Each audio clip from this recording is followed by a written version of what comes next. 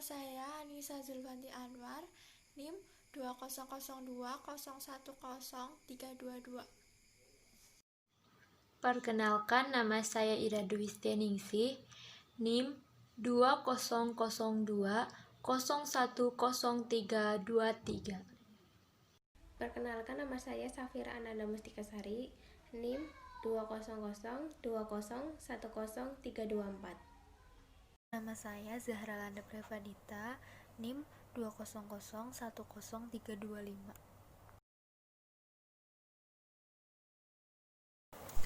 Kami dari kelompok 3 akan membahas tentang yang pertama ada teori konsumsi, yang kedua ada fungsi konsumsi, yang ketiga ada jenis-jenis konsumsi, yang keempat ada teori nilai guna, yang kelima ada teori perilaku konsumen, yang keenam ada perilaku konsumen. Nah, yang ketujuh tuh ada tahapan pengambilan keputusan seorang konsumen, yang kedelapan ada mengenali perilaku konsumen, yang kesembilan ada analisis kebiasaan konsumen di Indonesia, dan yang terakhir ada kurva kepuasan. Yang pertama ada teori konsumsi. Jadi konsumsi itu adalah suatu kegiatan untuk mengurangi atau bahkan menghabiskan nilai guna suatu barang atau jasa.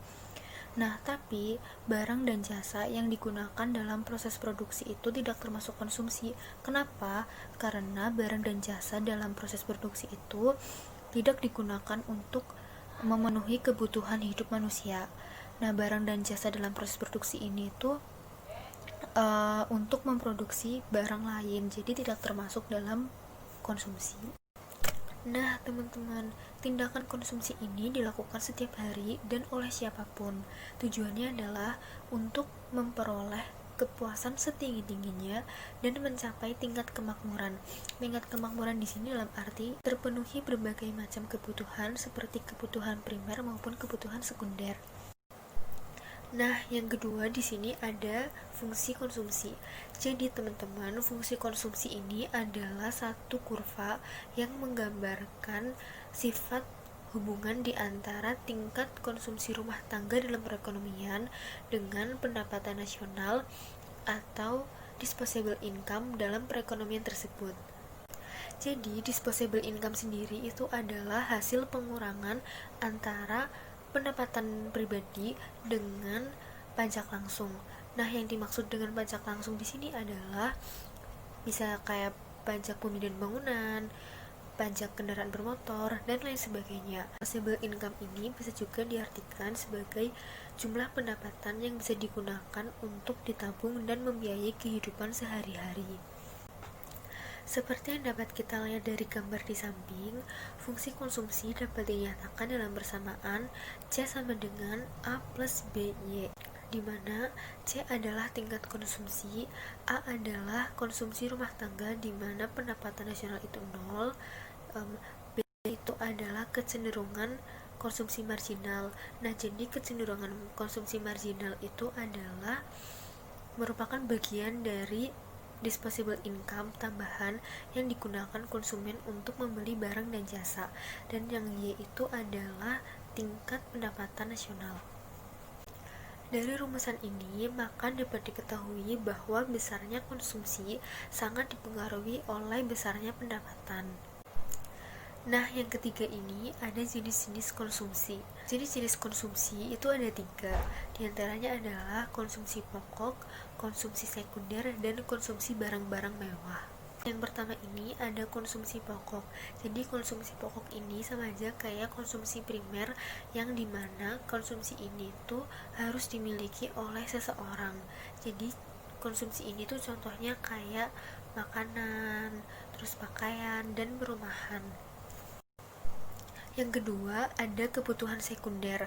Nah, kebutuhan ini itu tidak begitu penting untuk dipenuhi. Tanpa terpenuhinya kebutuhan ini, manusia itu masih bisa hidup.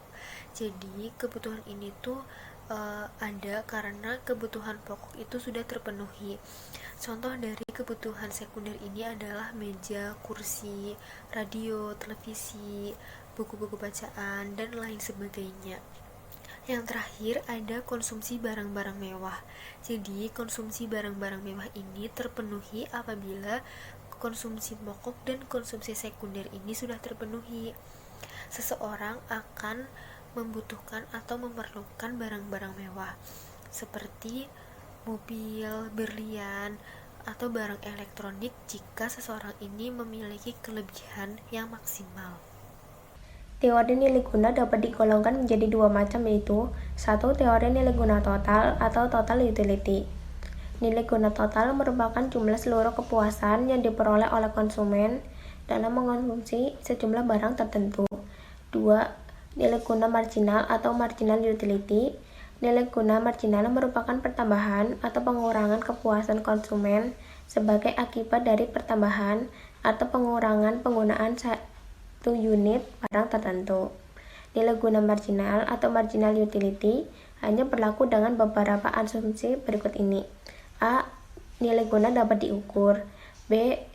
Konsumen bersifat rasional sehingga perilaku dapat dipahami secara logis.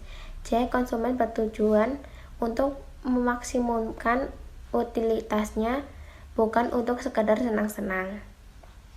Teori perilaku konsumen. 1. Perilaku konsumen rasional. Rasional berarti menurut pikiran dan pertimbangan yang logis. Dalam melakukan konsumsi, konsumen dapat melakukan secara rasional.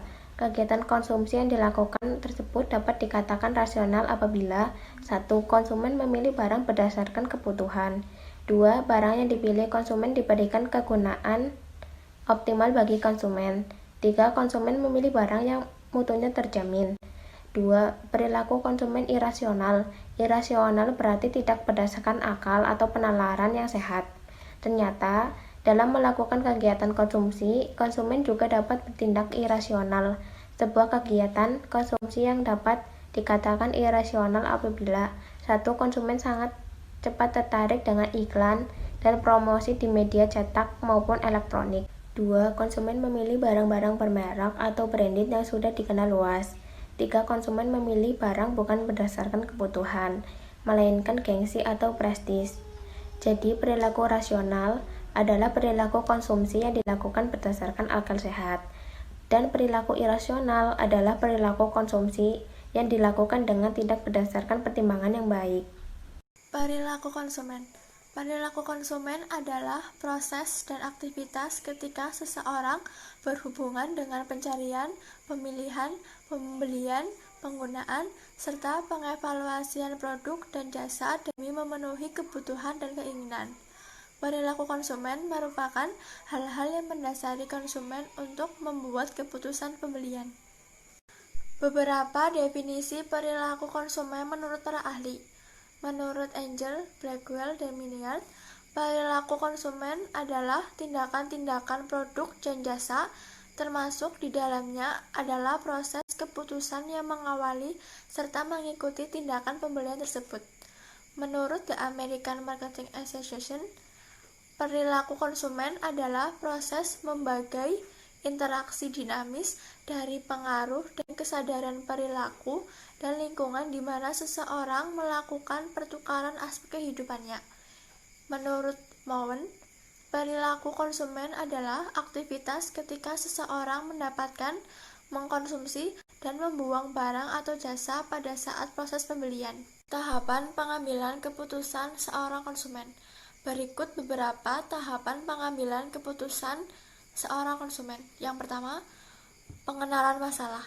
Biasanya, seorang konsumen melakukan pembelian atas dasar kebutuhan atau untuk menyelesaikan keperluan, masalah, dan kepentingan yang dihadapi.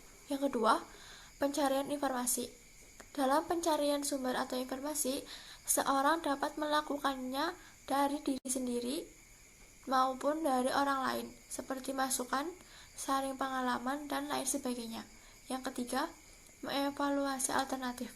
Setelah konsumen mendapatkan berbagai macam informasi yang dibutuhkan dalam pengambilan keputusan, maka hal selanjutnya yang dilakukan oleh konsumen tersebut adalah mengevaluasi segala alternatif keputusan maupun informasi yang diperoleh. Yang keempat, keputusan pembelian. Proses selanjutnya setelah melakukan evaluasi pada alternatif-alternatif keputusan yang ada adalah konsumen tersebut akan melalui proses yang disebut dengan keputusan pembelian. Yang kelima, evaluasi pasca pembelian. Proses selanjutnya yang biasanya dilakukan seorang konsumen setelah melakukan proses dan keputusan pembelian adalah mengevaluasi pembeliannya tersebut. Mengenali perilaku konsumen. Cara mengenali perilaku konsumen. Yang pertama, pendekatan interpretif adalah pendekatan yang membahas secara mendalam hal-hal mendasar mengenai perilaku konsumen. 2. Pendekatan tradisional yang didasari pada teori dan metode dari ilmu psikologi, kognitif, dan sosial. Yang ketiga, pendekatan sains pemasaran yang didasari pada teori dan metode ilmu ekonomi. Analisis kebiasaan konsumen di Indonesia. 1.